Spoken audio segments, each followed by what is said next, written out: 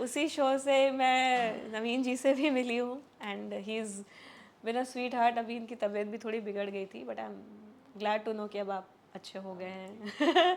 नहीं तो हमें इन्होंने 2-3 महीने कॉल ही नहीं किया किसी भी चीज़ के लिए, किसी इंटरव्यू के लिए, किसी इवेंट के लिए।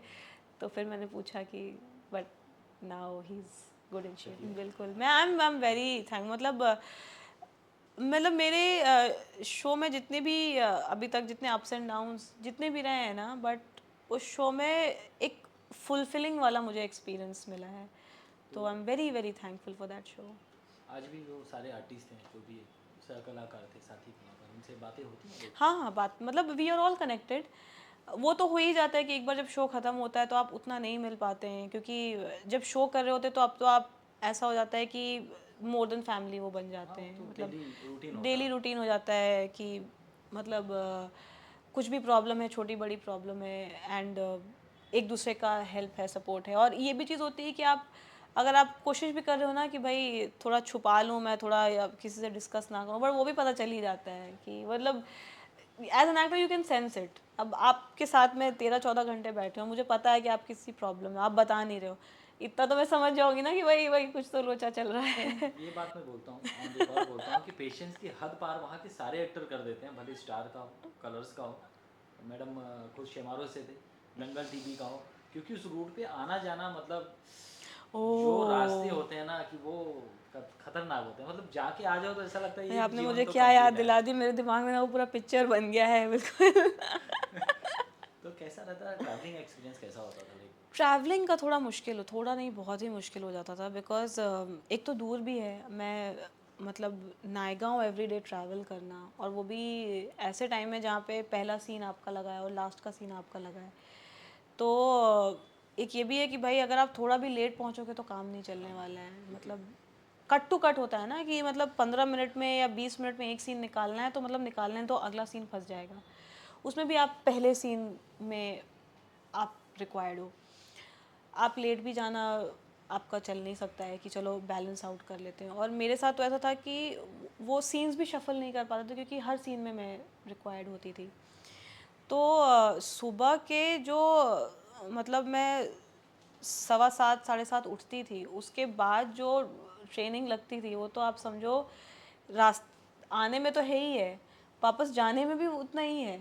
जाम में फंस गए तो अलग मतलब ऐसा भी हुआ है कि 6-6 घंटे जाम में फंसी हूँ। बारिश का टाइम तो परेशान कर देता था भाई। प्लीज़ उस रोड को ठीक कीजिए, बहुत एक्टर्स परेशान हैं। सोर्सेज से खबर लगती रहती है मुझे कि आप कहाँ जा रहे हो, मतलब कौन से ऑडिशन पे जा रहे हो, वो सब पता चलता है मुझे। क्योंकि कई बार कई जगह आशीष जी रहते हैं, कई ओह जगह यस। इमरान भाई मिल जाते हैं। अब हाँ। उन सर का भी तो नाम नहीं पता है, नहीं तो उनका भी नाम देता मैं। तो कई जगह आशीष जी मिलते हैं, कई जगह मतलब हमारे दोस्त मिलते हैं तो बोलते हैं भाई कोई तो आया था। तो हमने सुना कि शायद, जहाँ तक मैंने सुना है,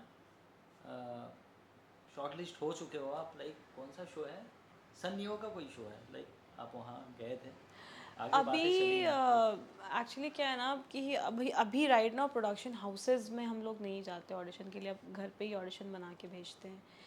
तो एज सच ऐसा है कि शॉर्ट लिस्टेड हूँ मैं, लेकिन जब तक कोई चीज़ मटेरियलाइज नहीं हो जाती तब तक बोलना सही भी नहीं होता है। तो लेट्स सी।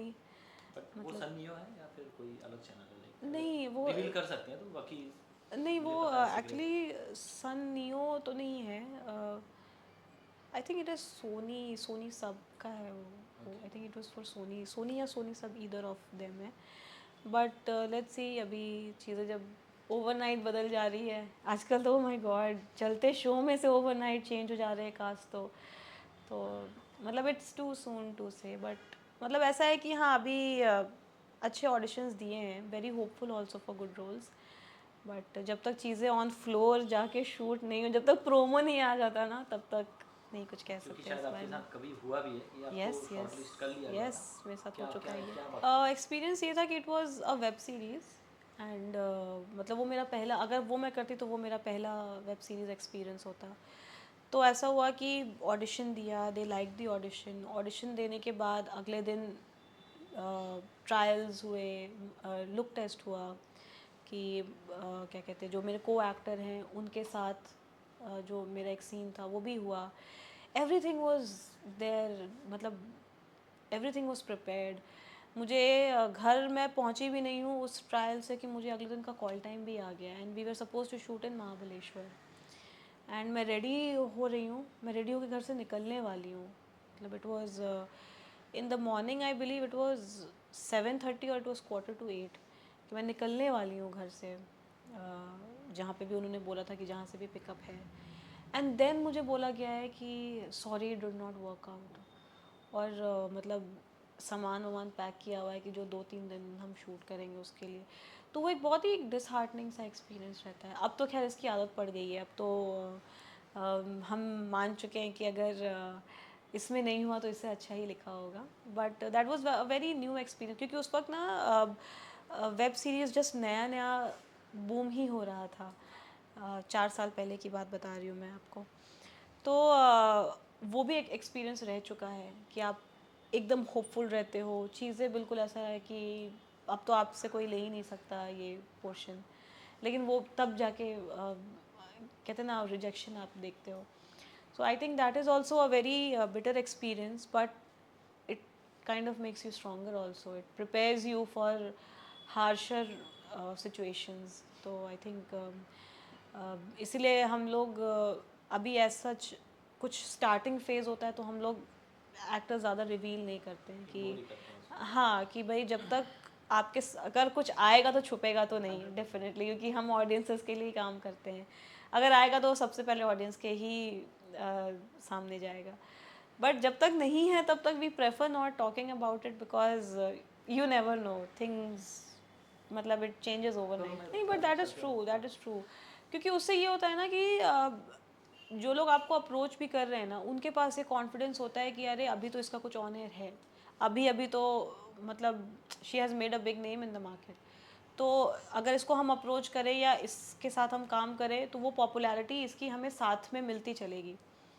बट एक बार आपका वो जो काम है वो ऑफ एयर जाता है, या आप थोड़े टाइम के लिए अगर आप घर पे बैठते हैं, people forget you.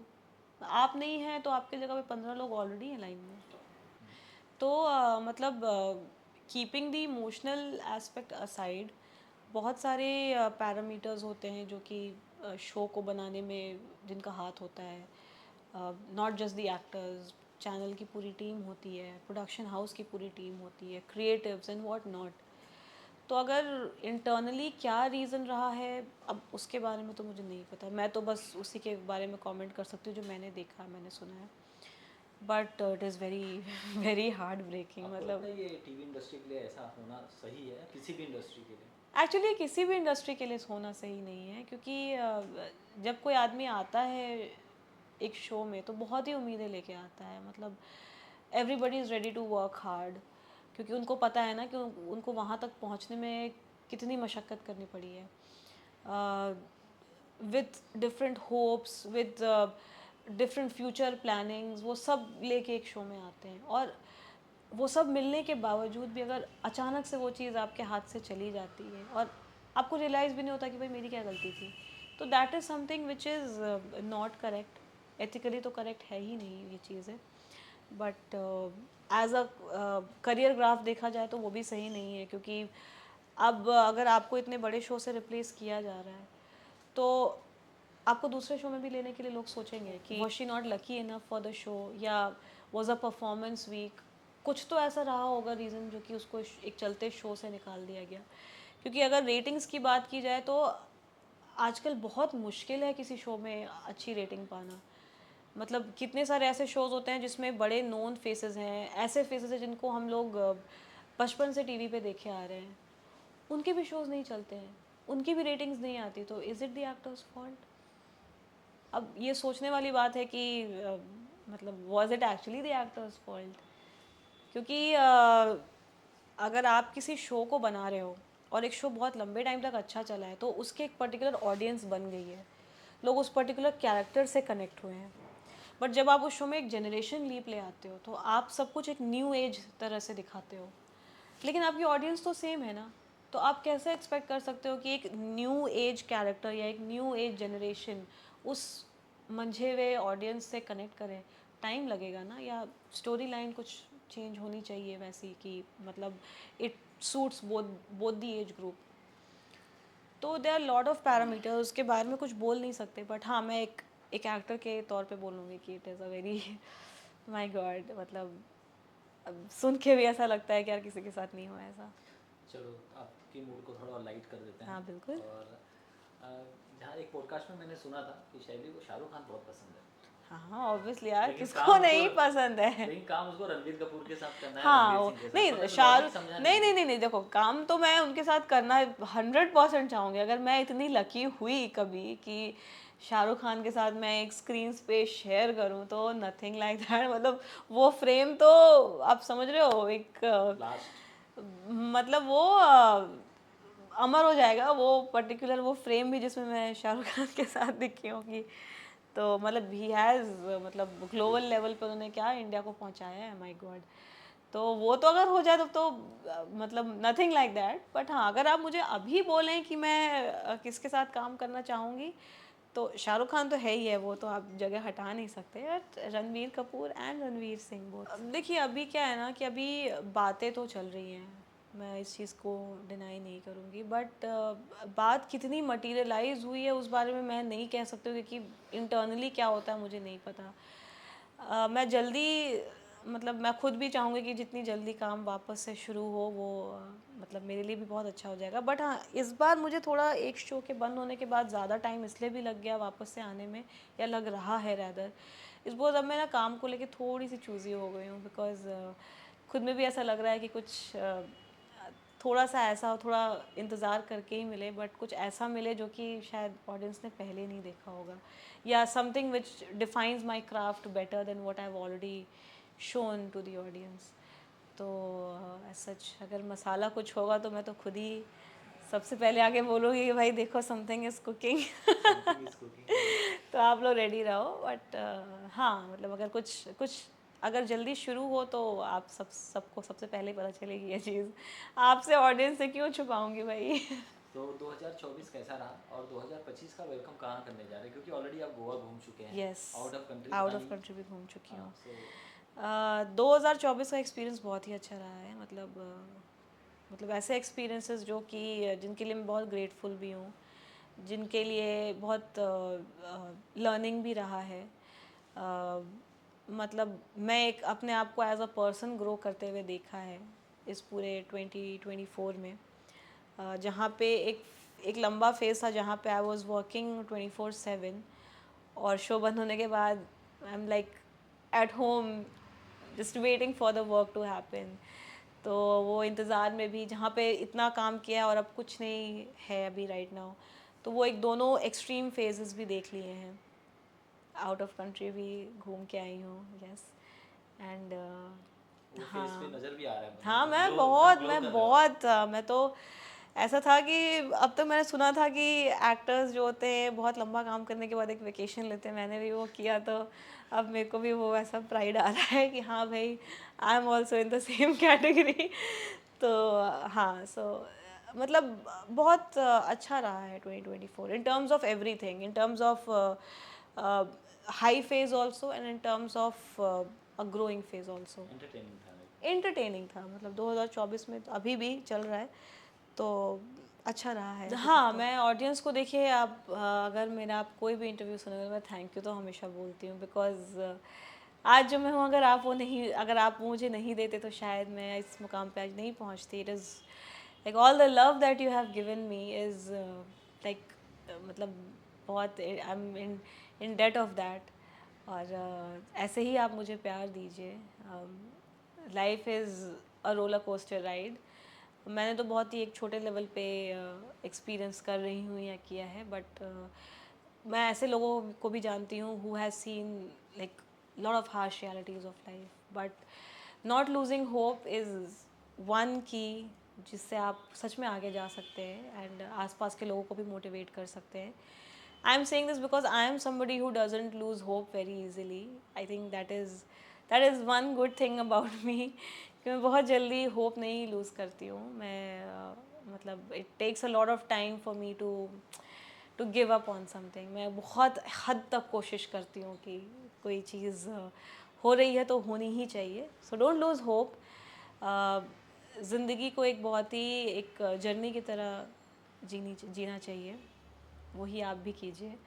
And just be very loving, very caring. And आप जितना सामने वाले को देंगे, आपको सामने वाला एक्चुअली में रिटर्न में देता है. अगर नहीं भी है तो ऊपर वाला है जो आपकी सारी लेखा जोखा कर रहा है. तो any day he will give you. किसी भी दिन मेहरबान हो जाएगा और आपको लगेगा कि मे बी शायद मैंने इतनी मेहनत की है, इसका फल मुझे मिल रहा है. So this is a little piece of message that I wanted to give. And thanks a lot again. Thank you so much for all the love, for all the support. And आज मैं इस podcast में आई हूँ. नवीन जी, आपको तो मैं जितना thank you बोलूँ उतना कम है. बिकॉज मतलब I would want to share this experience कि like I won an award for Kismat ki लकीरों से. एंड नवीन जी ने ही मेरा ऑप्शन पिच किया था उस कैटेगरी में कि if I am worthy enough to win the award. And I actually won it. So thank you for that also. बस मज़े में रहिए. नया साल आने वाला है. With lots of hope, lots of energy. Make a resolution also for yourself. And just keep loving yourself. That is, आपका अपना खुद का साथ ही आपको आगे लेके जाएगा और सामने वालों को साथ लेके चलेगा. So just love yourself. Wishing you a very happy new year. May this 2025 give you all the happiness that you've always wanted, and with lots of brilliant opportunities. Happy New Year. Hi, my name is Shelly Priya and you're watching me on Apni Kahani Glitter and Glamour Media Podcast. Thank you.